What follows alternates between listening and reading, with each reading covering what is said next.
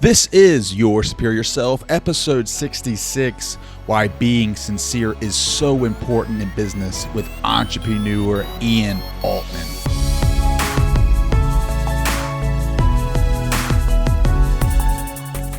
There's some things I discovered about sales, but even more importantly, about four doors down. So you think about it, you grow up, you know your neighbor on each side. You go another house down, you might know them a little bit less. You go another house down, maybe even less. And I get around 5 houses down to the McKibbin's house, and I knock on the door. I say, "Hey, you want to buy some raffle tickets?" And Mr. McKibbin says no, and he slammed the door. And I go crying home. I was like 12 years old. "I'm not selling these anymore." My mother, God bless her, says, "Well, so you have a choice. You could just give up, or you can think about how would you approach his house or someone else's house differently in the future." Well, I'm not going to do that. And after a few days, it was like, all right, let me give this a shot. And each day I would kind of walk at a brisk pace past their house because I had this traumatic experience. And I'm walking by and I see this pizza box in their garbage. And it was Round Table Pizza, which happened to be the coupon. So you would buy a raffle ticket for $1 and you would get a $2 coupon. So it's like, man, you're making money from it. And so I look at it, think about it, keep walking. And then next day I knock at the door and Mrs. McKibbin answers the phone. And I said, "Hey, I see that you have Round Table Pizza. Our family likes that too. And we have these coupons for $2 off. And each ticket that you buy enters you into a drawing and you get the $2 off. The tickets are only $1. So it's almost like, getting $2 for $1. If you're still going to buy Round Table Pizza, maybe it's a good deal." And she says, "Well, how many are in a book?" I said, 20. She says, "Okay, I'll buy a book." And so I'm celebrating this. I'm walking away and the door opens and it's Mr. McKibbin. He says, "Young man." I turn around. I'm like, oh no. He walks over to me and he says, "So my wife said she just bought a whole book of these things with these coupons." I said, "Yes, sir." I'm thinking he's going to nullify the whole deal. He says, "Why didn't you tell me there were coupons?" And it was this epiphany that I've taken with me throughout my life, which says, what is going on, Superior Nation? Welcome back to your favorite podcast, Your Superior Self, the podcast that gets you motivated to move forward in your life and get you motivated to wake up out of that zombie-like state and make you realize that you have this greatness inside of you. And I'm here to help pull that greatness out of you so that you can apply it to your life. I'm your host, Trey Downs. And on a side note, I am on day 14 of my 30-day challenge of running every day outside in the neighborhood. And my body is literally on fire. In Delaware, everything is flat, so it's easy to run outside. But here in Maryland, it just seems like there is a hill in both directions, and my legs are on fire. But you know what? That pain is a trophy. It's a trophy, and it reminds me that I am pushing myself every day and that this is a challenge. It's not going to be easy, but when I hit that 30-day mark, it's going to feel great because I did something straight for 30 days, and now I can expand. I can expand that energy and apply it to something else in my life. Even though this is a micro goal, I want to apply that momentum that I have after 30 days to the macro, and I am excited. I'm also fired up about my conversation with today's guest, Ian Altman. He is an entrepreneur. He is an author. He is a great dude. He's genuine. I met him through my brother-in-law, Joe McClinsky, and we finally met in person at CadreCon down in Virginia. And we had a quick moment, but he is a great dude. He wrote the book Sameside Selling, and he actually co-authored that with a guy named Jack Quarles. And the book is really interesting because it kind of combines both aspects of buying and selling into one book, and it helps out entrepreneurs like myself kind of get both sides of the story. And I'm going to read an excerpt from the book. In chapter 2, it talks about being unique. Start with what you do and whom you serve. Adopting a posture of solving instead of selling starts before you even talk with a prospect. It starts with your internal definition of what business you are in and who your customers are. To determine the unique shapes and designs of your puzzle pieces, you'll need to answer a few basic questions. Whom do you help? What do you do to help them? And why do they need your help? The answers may seem obvious, but for many organizations, it's a struggle to uniquely define your who, what, and why. Companies from startups to Fortune 500 organizations often revisit these seemingly simple questions and refine the answers, which then can be combined to form an elevator pitch. The stakes are high for your elevator pitch because, as we mentioned in chapter 1, go back and read that, prospects are likely to classify you almost instantly as either 1, someone who is trying to sell them something, or 2, someone who may be able to help them solve a problem. Whether your pitch is already polished or still a bit rough, we can explain a different way to you to introduce yourself, a way that is more effective and that sets the stage for finding impact together with highly qualified prospects. I love the elevator pitch and that whole concept. So join the Sameside selling revolution and go pick up the book Sameside Selling today. And without further ado, here is my conversation with author, keynote speaker, and entrepreneur Ian Altman. Ian, I want to say thank you so much for joining the show. Hey, Trey, thanks for having me, man. So why don't you go ahead and give us the rundown? What are you up to today? Well, as you said, I'm a keynote speaker. I speak at about 40 to 50 events per year. I've been fortunate to write a couple of books that have done pretty well. Upside Down Selling, and the book I'm probably best known for, Sameside Selling. Written, I don't know how many hundreds of articles in Forbes and Inc. and their online editions. And most of what I do is help companies on how they grow their businesses. And that's pretty much what I do today. And of course, I'm a father of 2. As I like to say, I've got 2 children and 1 dog and a wife I don't deserve. Well, how did it all start for you? How did you get into this line of work?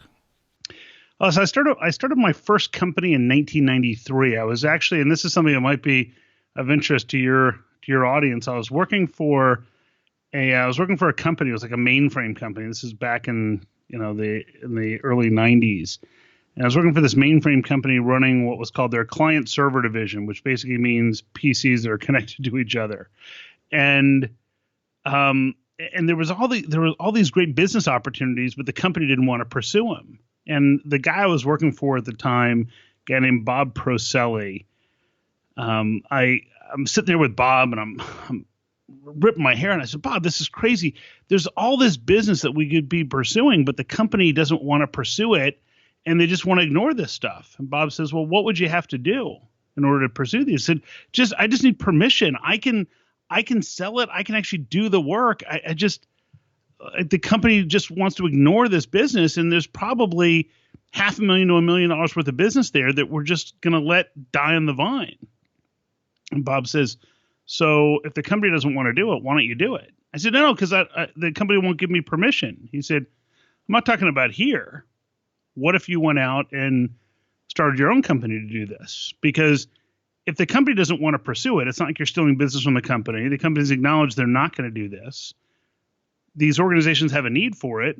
Why don't you go do it? And the single best time probably to start a business could be when you have no house, no family, not even a dog, and you're in a position to take a little bit more risk than you might otherwise. And so I started my first company in 1993. We became a Fast 50 company by 1998.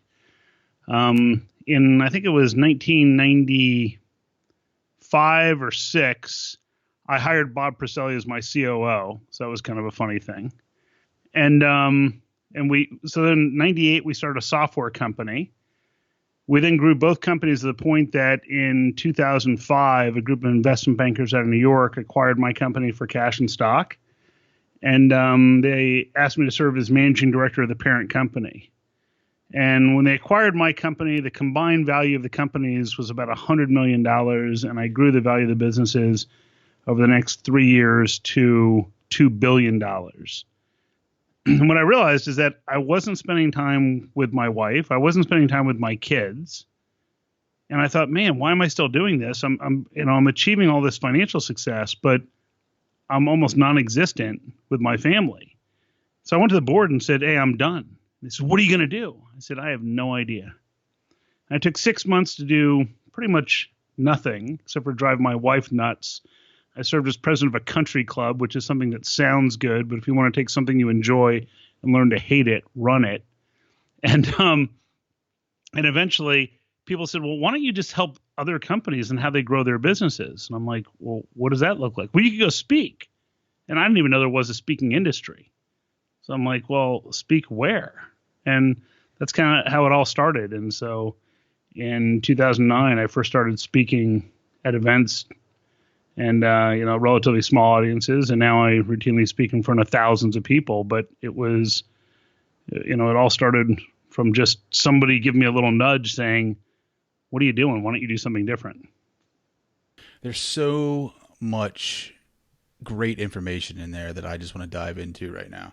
So like it's kind of crazy. Like at the very beginning, you said the best time to start your own business is when you don't have a house, wife, or a dog. Was that like that for you? Were you single? Did you live in an apartment? Or I was single, renting an apartment, and of course, I resigned and thought to myself, oh man, what if I don't make what I'm making now? What if I accumulate a whole bunch of debt?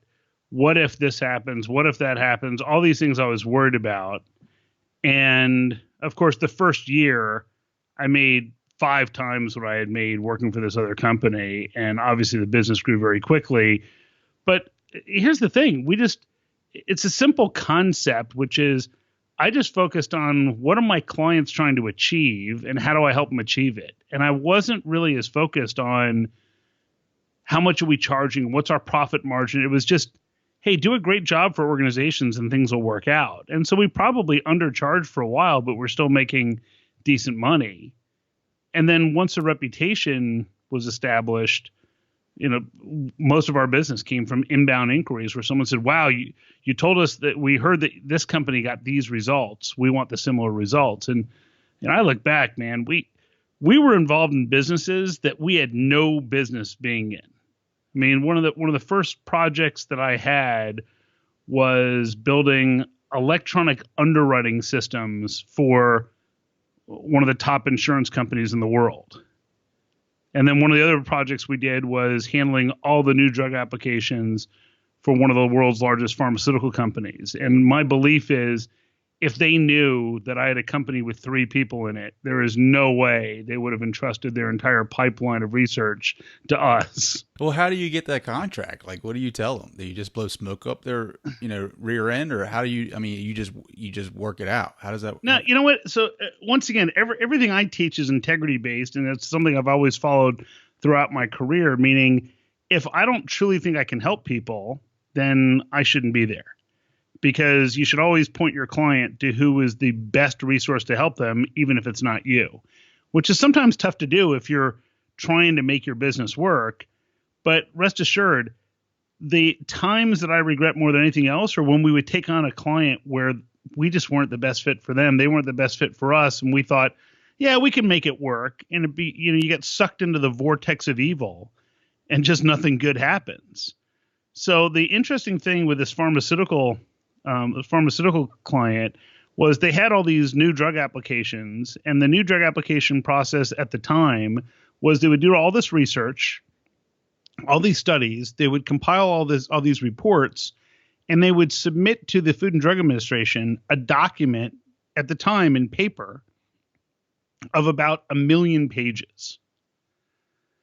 Well, imagine how much work is involved in QC and checking and quality control on a 1 million page document with cross references on almost every page. And so the funny part was that because the work I'd done in this mainframe company, I got to know these people. And so they reached out to me and said, hey, do you have any ideas on how we can speed up the process of the Food and Drug Administration? And keep in mind, we were competing against some of the biggest consulting and technology consulting companies in the world at the time. And so I came in and talked to them, and they said, well, so what we're trying to do is speed up what'll happen at the Food and Drug Administration. And I just looked at them and said, so tell me about the process. And they said, well, so we do all this internally, and then it takes about 18 months to get these submissions to the Food and Drug Administration. I said, Okay. I said, and why is there such an urgency to get this stuff done sooner? They said, well, because we have these life-saving drugs, and these types of drugs that we produce equate to $1 million a day in profit to our company for every day we get it to market. So literally, if you save them 10 days, it's worth $10 million to them, because once the drug becomes generic, all the profit goes out. So there's a finite set of time. And so I looked at them and I said, okay, so each day is precious. I said, well, here's my take. You can't force the FDA to do anything. But how much is each day that you can save internally worth? They said, well, it's the same $1 million. I said, okay, are you guys open to focusing on how we can speed the internal process? And then if we show that to the FDA may be inclined to do the same thing with their review process. And they're like, wow, no one else has thought of that. So everyone else was focused on how can we persuade and control the FDA? And I went in there and said, well, why don't we focus on the stuff we can actually control? And we built a team and, did many millions of dollars with this one pharmaceutical company, and then more and more and more of them, just focusing on how do we speed the process. So it was through, I guess, innovation and thinking differently than everyone else that got us the business. And we won. One of the big consulting companies said, well, this is crazy. I mean, we looked these people up and did some research, and their company is smaller than our entire team was going to be to work on your project. And the pharmaceutical company said, yeah, we know. Isn't that cool?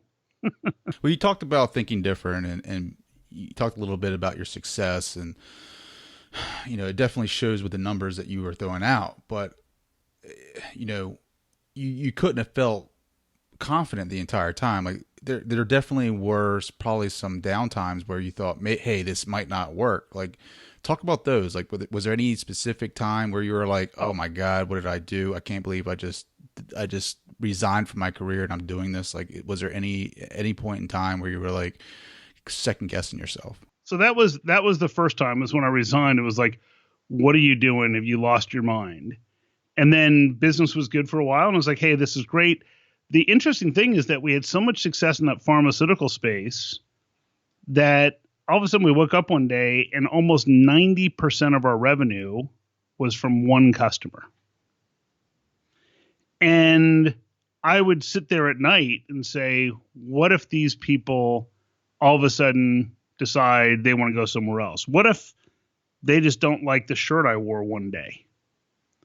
And we had a choice. It was either, okay, scale back what you're doing for them so they don't dominate you, or grow the rest of the company to compensate for it. And here was the more interesting part, was that I was doing, so keep in mind, I started the company and I was doing a lot of the consulting work on site at these clients. And now it's like, okay, we want to grow the business, but I can't grow the business if I'm sitting out on site every day. So we need to extract me out of the system.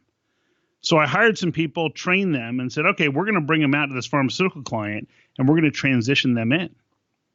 So I bring them out there, and the people running the program are still dear friends of mine. But at the time, we thought of them as like tough Philly guys. These guys were based in Philadelphia. And so I said, hey, we're going to bring these guys in, and we've trained them, and I think you're going to love them. And of course, at the time, they were really set on me being there and didn't want anyone else there. And so I introduced these two guys and said, hey, this is Tom, this is Rob. They're going to be working on this stuff. These guys are great. And this guy, John, at the client, looks at him and says, yeah, hey, welcome. And just so you know, if you guys aren't every bit as good as Ian just said, you're on the first bus out of here.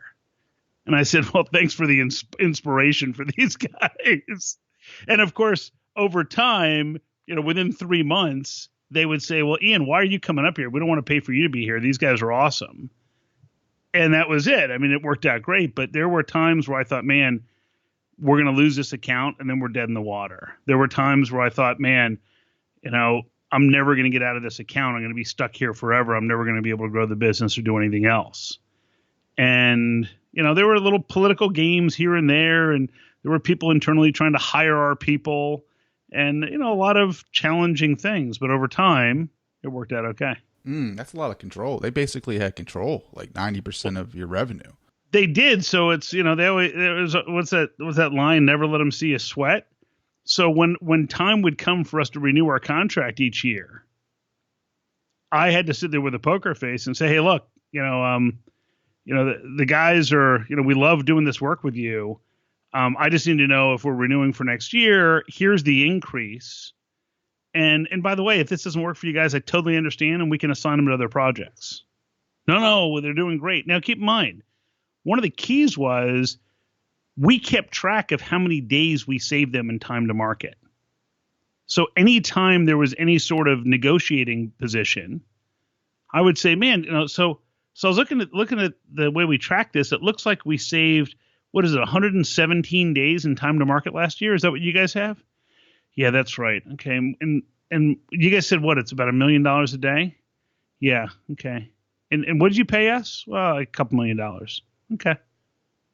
It's just making sure that everybody understood that we were delivering value that was orders of magnitude beyond what they were paying. Wow. So what do you suggest, smaller companies or smaller startups?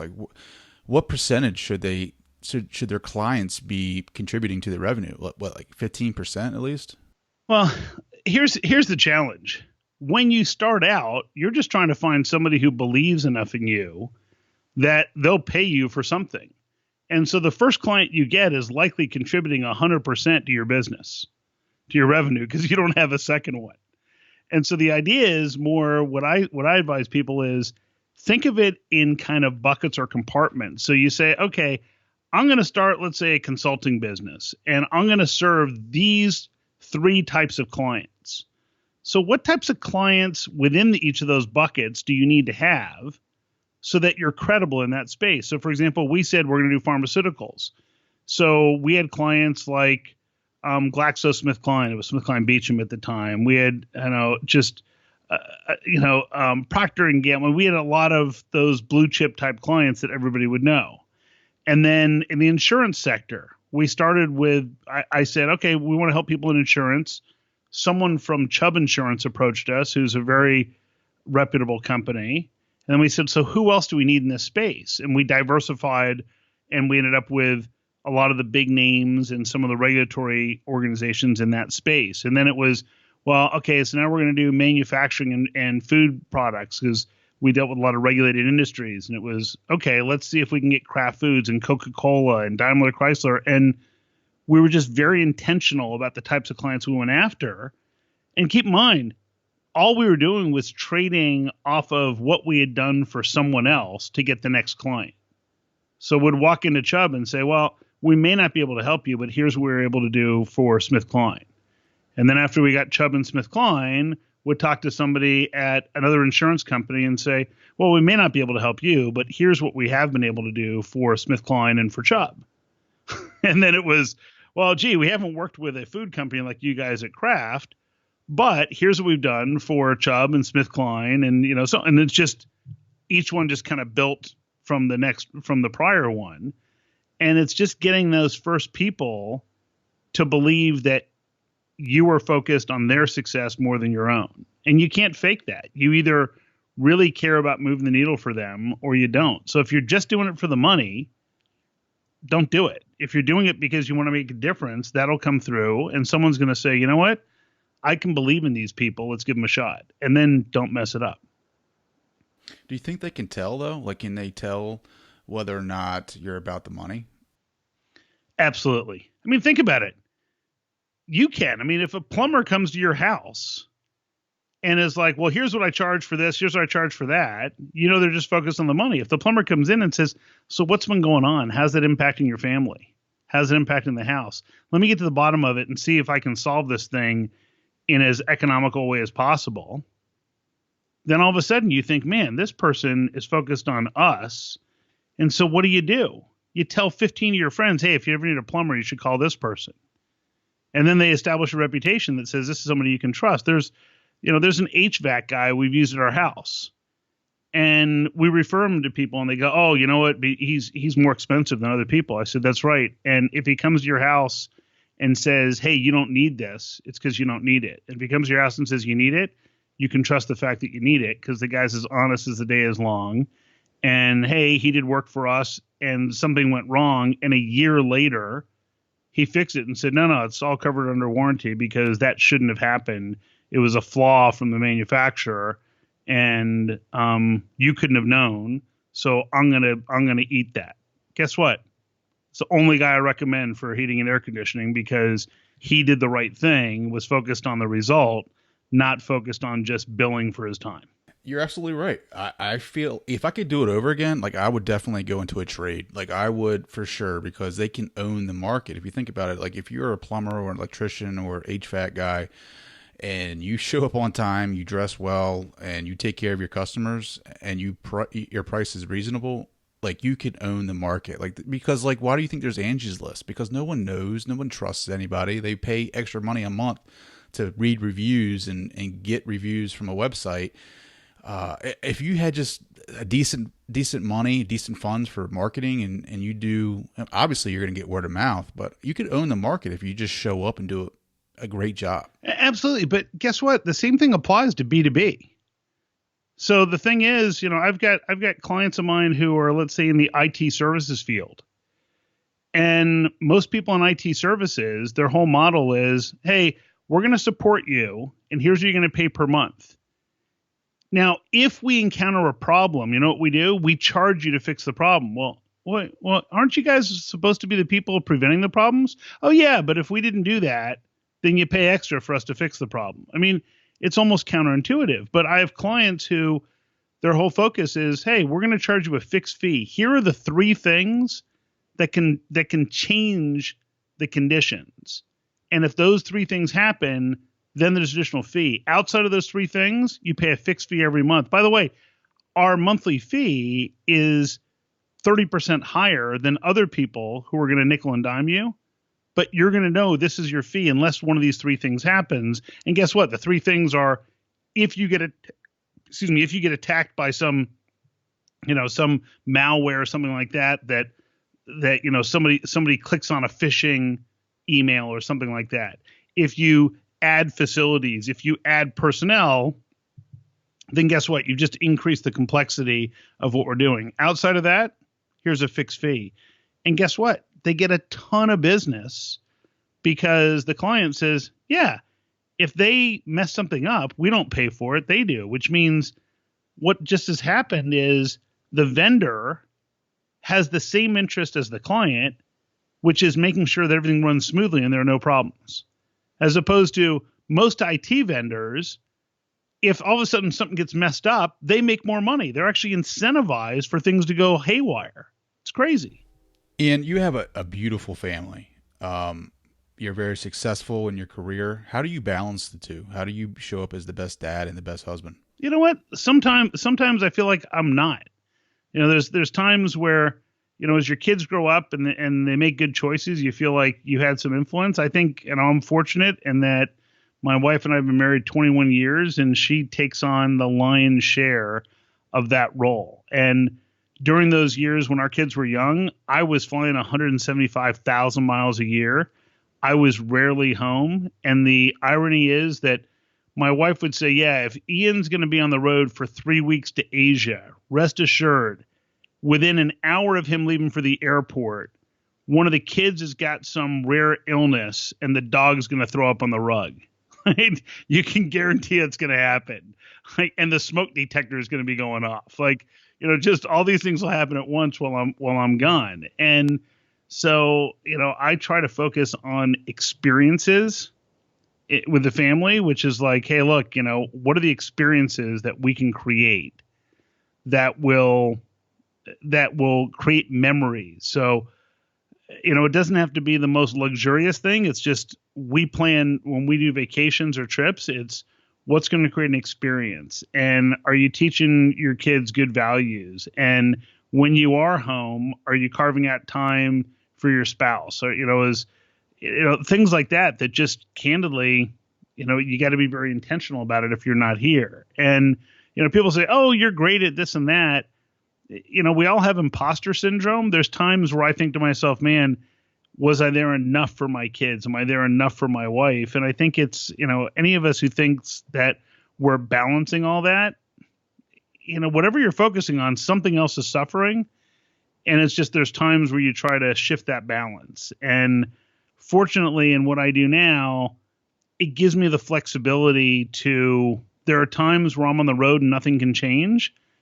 And there are times where, my son was looking at the Ohio State University, and I said, all right, dude, we're going to take a road trip. We're going to go check out Ohio State. And, it just took a few days in the middle of the week to go do that. Well, if I had a regular job, I couldn't do that. So but guess what? I may also be given a keynote address in Vancouver on a Saturday. So you just got to pick your slots in terms of when can you be there, knowing that you can't always be there at the other times. Yeah, you're absolutely right. Wherever you're at, you have to be there. If you're at work, you have to be 100% at work. If you're at home, you have to be 100% at home. Looking back at your childhood and how you grew up and how you obtained the success and, the atmosphere that your son has grown up in, like, how different is that? Like, is it very similar, or did you have a different kind of childhood? You know what? I was fortunate to have a very supportive childhood growing up. I'm the youngest of four, and my closest sibling is 7 years older than me. So it was almost like I had multiple parents and, just a very supportive environment, but also one that I didn't get babied. So even though I was the babiest of the family, I remember vividly selling raffle tickets for our baseball league. And, whoever sold the most raffle tickets won a bike. And I'm like, I'm dedicated to doing this. And, went to the neighbor on each side and showed up with raffle tickets. Hey, you want to buy some raffle tickets? Sure, I'll buy 10. They were, $1 a piece. It's like, wow, this is awesome. I'm going to win this bike. And I remember my dad ran production in the garment industry and the clothing industry for these different manufacturers. And I said, well, Dad, hey, can I come to your office and sell this stuff? And he said, you can. However, you can't tell anyone that you're my son, because then people are going to feel obligated to buy it. And you've never been to the office, so no one knows who you are. But, just you can come in, but you can't tell anyone that I'm your son. So you can give your first name, not your last name, and just give it yeah, but this other kid, his dad does this and that. My dad said, yeah, I understand, but I'm not willing to do that. And so two important lessons. The first one was that as I was going through his office in the plant, there's some things I discovered about sales, but even more importantly, about 4 doors down so you think about it, you grow up, your neighbor on each side. You go another house down, you might know him a little bit less. You go another house down, maybe even less. And I get around 5 houses down to the McKibben's house, and I knock on the door. I say, hey, you want to buy some raffle tickets? And Mr. McKibben says no, and he slammed the door. And I go crying home. I was like 12 years old. I'm not selling these anymore. My mother, God bless her, says, well, so you have a choice. You could just give up, or you can think about how would you approach his house or someone else's house differently in the future. Well, I'm not going to do that. And after a few days, it was like, all right, let me give this a shot. And each day I would kind of walk at a brisk pace past their house because I had this traumatic experience. And I'm walking by and I see this pizza box in their garbage. And it was Round Table Pizza, which happened to be the coupon. So you would buy a raffle ticket for $1 and you would get a $2 coupon. So it's like, man, you're making money from it. And so I look at it, think about it, keep walking. And then next day I knock at the door and Mrs. McKibben answers the phone. And I said, hey, I see that you have Round Table Pizza. Our family likes that too. And we have these coupons for $2 off. And each ticket that you buy enters you into a drawing and you get the $2 off. The tickets are only $1. So it's almost like, getting $2 for $1. If you're still going to buy Round Table Pizza, maybe it's a good deal. And she says, well, how many are in a book? I said, 20. She says, okay, I'll buy a book. And so I'm like celebrating this. I'm walking away and the door opens and it's Mr. McKibben. He says, young man. I turn around. I'm like, oh no. He walks over to me and he says, so my wife said she just bought a whole book of these things with these coupons. I said, yes, sir. I'm thinking he's going to nullify the whole deal. He says, why didn't you tell me there were coupons? Right? And it was this epiphany that I've taken with me throughout my life, which says I was selling the raffle ticket And in essence, you want to donate for a raffle ticket instead of you're going to get $2 for $1. How many times do you want that to happen? And so it's funny. I took that same approach at my dad's office, trying to sell these raffle tickets, or in essence coupons, to people. And I'm about halfway through the plant, and one of the production managers says, "Hold on one second, I know somebody." And he walks into my dad's office and looks at him and says, "Man, I know your family does pizza, and this is a deal. You gotta hear what this kid has to say, because you should buy these."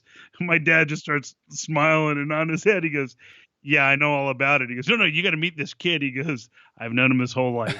That's a great story. What are some other sales lessons that you learn? You know what? I mean, the biggest thing, not so much even growing up, but it's, I grew up in a household where there was a lot of humor and just a lot of smiling, which is very fortunate. So, I'm just a big fan of, it should never be confrontational. I think most people have a very negative opinion or connotation of sales because they've never been taught how to approach sales with integrity. I love that. Right? Like, selling equals trust, right? I think you said that. Yeah, I mean, exactly. So selling is all about trust. And let's face it, none of us likes to feel like we're being sold to. So if you walk into a store and the hyper ambitious salesperson walks up to you and says, "May I help you?" you're likely to say, "No, thanks, just looking." So why is that? Is it because you think you know the store better than them? No, it's because most people in sales are pushing what's in their interest, not what's in their client's best interest. So I refer to that as axis displacement disorder. It's where the seller believes the axis of the earth has shifted and the world now revolves around them.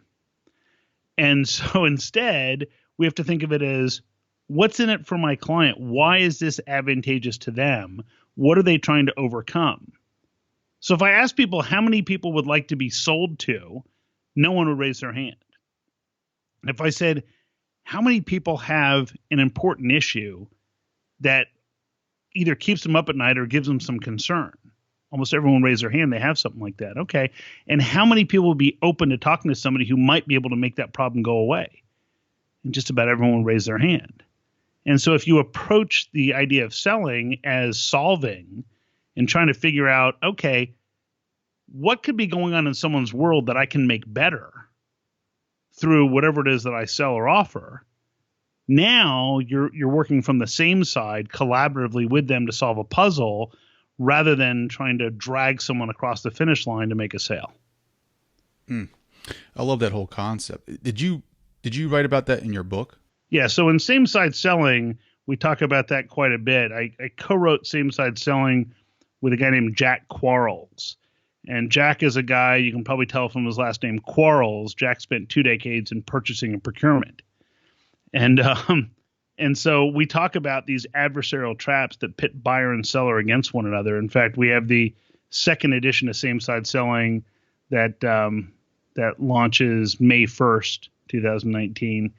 And, we've got all these case studies and stories of companies that fortunately have seen some pretty remarkable results. And it's all where people can feel good about it and look themselves in the mirror and say, wow, I'm serving my clients really well and my business is growing at the same time. I'm assuming that I can get an autographed copy of that. Of course, man. Of course. Happy to. I love it. So I want to go back to when you made some money on your first company. You talked about the part where you went and managed a country club and you were looking for fulfillment. And I kind of relate that to Tony Hsieh's story, the CEO of Zappos, when he first sold his first company. I think it was Link Exchange, or I can't remember the name Something of it. like that, yeah. Where he sold his company, and obviously he made a ton. He made a killing on that. And then after that, it was kind of like he just didn't know what to do with his time, and he was looking for fulfillment. I mean, could you relate to that a little bit? I mean, I don't even know if it was so much fulfillment, because there's not very much fulfilling about a country club. It's kind of an elitist environment. It was more that I was on the board trying to make that community better. It was a place where my kids spent time at the pool and playing tennis and things like that. And it was just, hey, look, we benefit from all this stuff. Let me get on the board and try and help. Next thing you know, the general manager was gone. We were looking to hire somebody else. I happened to be took the term as president of the country club. Next thing you know, I'm filling in as the interim general manager, not getting paid for it. Just, okay, I'll sit in. And I think it probably resulted in my wife feeling a whole lot better about things, because if you think about it, I had gone from traveling 175,000 miles a year to being home constantly with nothing to do. And I'm going to her saying, hey, how can I help with this or that? And she's thinking, just look, I got a routine. Get out of my way. Like, I don't need you to review how I'm doing the laundry, dude. Like, just, I got this. You go do something else productive. And it was more, I think that no matter how much financial success I could possibly achieve, I'm one of those people who will probably never retire, because I love fixing things and figuring out what isn't working. I speak for a lot of companies that are these blue chip companies that everyone would know. But some of the most gratifying work I do is with small to medium sized businesses, because if I take a multi-billion-dollar company and show them how in 1 year to add $50 million in business, the sad part is nobody cares. But if I take somebody who's doing $2 million and take them to 8, I just change their life. Mm. And so that's probably the most fulfilling part of it, is the people who say, man, I can't do this. I'm awful at it. I hate being in selling situations. 2 years later, life is good. They're buying vacation homes. They have no worries in the world. And they say, I love talking to clients about projects. That's interesting. Can anyone be a salesman? Can anyone sell something? And the answer is yes, and it depends. And what I mean by that is most of it comes down to mindset. And so there are certain limiting beliefs that people can have. So if you have a limiting belief that says, gee, I don't believe in what I'm selling, I don't care how good you are, you're not going to be good at selling that. Because if you don't believe in it, the truth's going to come through when you talk to your clients or prospects. So if you truly believe in something, then you can learn how to ask the right questions, have the right conversations to be successful growing a business. And I've done this with people who are in blue collar trades, who are selling B2B, B2G, it doesn't matter. It's all about shifting the focus to them. Because more than anything else, when someone's buying a service from somebody, what they really want to know is, does this person understand my situation better than anybody else? And if so, they're inclined to work with you. And if not, not so much. So the only way you can really come across as somebody who understands someone else's situation is by asking great questions about their situation. And so if you're pitching your features and benefits, you're not accomplishing that. But if you're talking about, gee, so how long has this been going on? What have you done to try and solve this? Now they realize that you're genuinely interested in what they're trying to solve, not just how do I get to a sale. I think that's a common mistake, right? I think everyone starting out is always worried about making the money and converting. I don't think they're thinking about the long game of it, right? Is setting up a career in this. And you're absolutely right. Like, you got to take interest in their needs and try to solve that. You have a ton of knowledge in sales. Like, did you ever have like a mentor to help you with this, gain this experience? You know what? I learned a lot by messing things up. And so, I didn't really have a mentor per se, but I learned a lot of what not to do. So I'd see people do things that scratch my head and say, that doesn't make a lot of sense. That can't be the right way to go about it. People I would sit in a meeting, and let's say you had software that did 3 things, and people would say, we need this 4th thing. And someone else in the room would go, oh yeah, it can do that. And I'm thinking, no, it can't. So what's wrong with that answer? Well, what's wrong with that answer is, eventually, if the client buys it, they're going to realize it doesn't do that. Now what do you do? So now you just misrepresented something. It's going to become the bane of your existence, and you're going to have to explain to them why it doesn't do what someone told them it does do. And how much time are you going to spend on that? Your reputation goes in the toilet. So what you always have to think about is, how do I get repeat and referral business? So if you want to grow a company, the first thing you have to do is not lose your existing customers.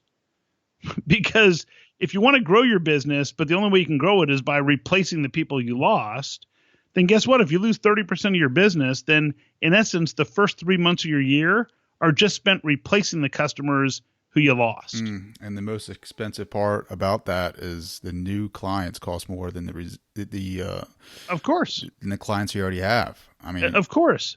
But so what's the best way to get new clients? Well, it's from referrals and warm introductions and testimonials. Well, how do you get that?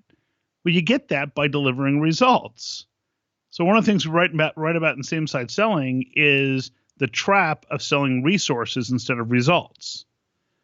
So nobody is sitting around thinking to themselves, well, what I really want is 5 hours of a software engineer, or 5 hours of an attorney, or 5 hours of a computer programmer. No, what they're saying is, I have this issue that I'm trying to resolve, and I want someone to solve it.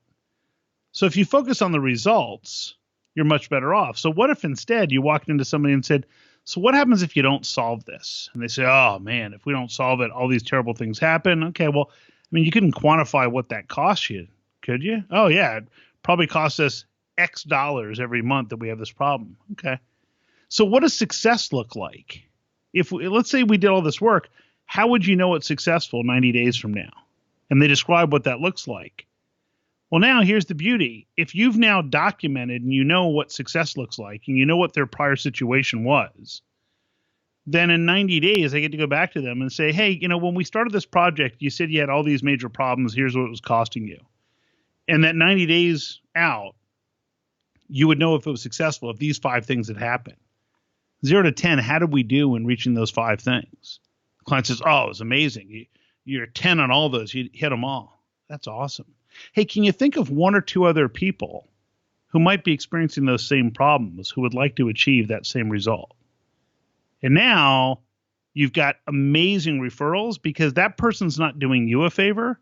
They're now doing the other people a favor, saying, hey, my understanding is you have the same problem we were having, and this guy Trey fixed those. Would you like me to make an introduction? Because he may be able to fix it for you too.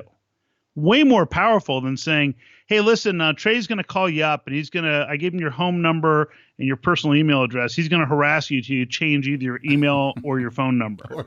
or move. Because that's the way most referrals happen. So you talked a little bit about failure. Like what is one failure that has really changed how you look at success, or how about this? One failure that has helped you obtain success. I don't know if it's helped me attain success as much as I'll give you one of the biggest failures is, so after when I was selling my company to this other group of people, right towards the end of the transaction, there were some things that I just, you kind of have your little spider sense. I'm like, something seems kind of weird in this deal, but I'm probably just nervous about stuff, and we'll move on. So we did the transaction, grew the company to amazing value, left the business. I was gone from the company for a few years, and the chairman of the company gets indicted on like 60 counts of fraud, and the guy was embezzling money out of the company. And of course, I still owned a bunch of stock in the company, but didn't have any other role in the business. And there's 2 important lessons that I learned. One was, thankfully, I never treated the stock in that company as liquid. And I used to always tell my wife, look, until that company goes public and until someone physically buys those shares, we just need to pretend like they don't exist. Because on paper, we've got a gazillion dollars, but it doesn't mean anything until we can sell it. So let's pretend it isn't even there. And there were people I worked with who didn't take that same approach and were leveraged to the hilt. And when this guy got indicted on fraud, the thing just collapsed like a lead balloon. And a lot of people were left holding the bag. And the other big lesson is just, trust your instincts. Because, I learned a ton. I did business all around the world, learned to deal with all sorts of different cultures and cultural norms. I remember we were in Istanbul, Turkey, we had signed this deal. We go to meet with the principals of the organization we're doing this licensing deal with. And the guy says, well, let's talk about the terms. I said, well, we've already signed everything. And the guy says, yeah, we're not doing any of that stuff. And that was just, we learned later from some people culturally, that's the way they do business. It's just, okay, we agree to the deal, then we negotiate the terms. I'm thinking, but you already signed the deal. Yeah, but it's not really enforceable. So here's what we're actually going to do. And I thought, that you got to be kidding me. So you start realizing, okay, there are different cultural differences. I remember we did work in a country. I don't want to say what country it is because it doesn't matter. But we're dealing with these people, and the guy says, oh, yes, well, this all looks good, but the price is too high. And I said, okay, well, all right, I understand. So how much it's twice what we would pay for it. I said, okay. And we're going back and forth, and he's really digging in his heels. And finally I looked at him. I said, okay, just so we're clear, we haven't given you a price yet, right? And we hadn't, but it was just culturally, their approach was, okay, just start negotiating on price and say that the price is too high, even though we had not given them a price. And so there are a lot of different lessons that I learned over time that just became really funny stories that you just kind of learn from and tuck those away. And when a situation comes up, you go, that's where I can use that. How can people connect with you, Ian? The best way is ianaltman.com. So it's IANALTMAN.com. I'm Ian Altman on Twitter. Connect to me on LinkedIn. My approach is, anybody that wants to reach out, if you reach out on LinkedIn, just mention you. Say, hey, I heard you on Trey's show. Love to connect, and I'll definitely accept those connections. It's and just here's a tip for people: if you're using LinkedIn, don't send the blank connect. So little button that says connect, you want to click on the person's profile and say personalized invitation, so you can send a message to people. Because if you get those generic ones, you start wondering where they come from. Does that come with the pro or whatever it is? Nope. The free version. So if you click on the little ellipse, which is the ... next to somebody's profile, it'll say personalized invite. I never even knew that. That's and great. So you can do that. And same thing on the app. So works the same way on the smartphone, even if you have the free version. I mean, I have a paid version, but it works the same on the free version. So you can personalize the invitation. And I think I forget if it's either on the app or in the browser, you can click connect and it says, hey, do you want to add a note? So in one case, it prompts you. The other one, you actually click personalized invite once you click on someone's profile. Yeah, because I hate the ones that are like automatic. Like, the guy has his assistant send you an invitation to connect, and it's like this generic little note. It's like, hey, thanks for, it's just like fill in the blank, fill in your name, connect. And I'm like, that's at least sound like a personalized note or something, man. Yeah, come on. I only get about a dozen of those a day, and it's and so invariably what I do is I say, hey, thanks for reaching out. What inspired the connection? And I know if I don't get a response within a day that it was just some automated spam. And then I block them and I move on. But if someone says, hey, I heard you on Trey's podcast, or hey, I read this in Sameside Selling, I'd love to connect. Dude, I live for that. I mean, people will say to me, they'll send a note and then I'll respond and they'll say, oh, well, I'm sure this is just an automated response or Ian's assistant. And I'll respond, why would you think that?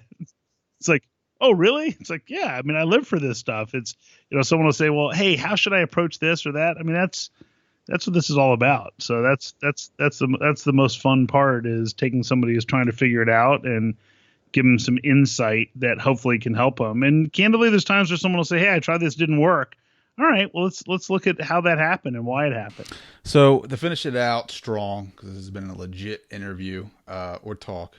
Let's just hypothetically say you're on an elevator and you have like 10 seconds and somebody wants to know how to be the best salesman they can possibly be. What would your advice be to them? My advice to them would be know unequivocally the problems that you solve for your customers more so than the products or services that you offer. If you think like a physician, what you want to think about is what are the symptoms or conditions that you treat, not what are the drugs or procedures that you prescribe. And if you can do that, then you can instantly connect with people about their issues, not with the things that you're selling. I love it. His name is Ian Altman. Check him out. Buy his book. Thank you so much, Ian, for coming on the show. Thank you, Trey. I want to say thank you to Ian for hanging out with us today and giving us a ton of value. You can check him out at ianaltman.com. You can also check me out at yoursuperiorself.com. Make sure to register on the email list so that way I can send you these episodes right in your inbox. And as soon as you wake up in the morning to answer some of those unwanted emails, you can click on the link and be able to download this episode and start your day off right. So check me out on Facebook at Trey Downs, Downes, and Instagram at TDowns80. I'm over on Twitter at Downs Trey, and come check me out on all social media platforms. Hang out, see some of the behind the scenes action that I got going on over there. All right, guys, have a great week, and I will talk to you later.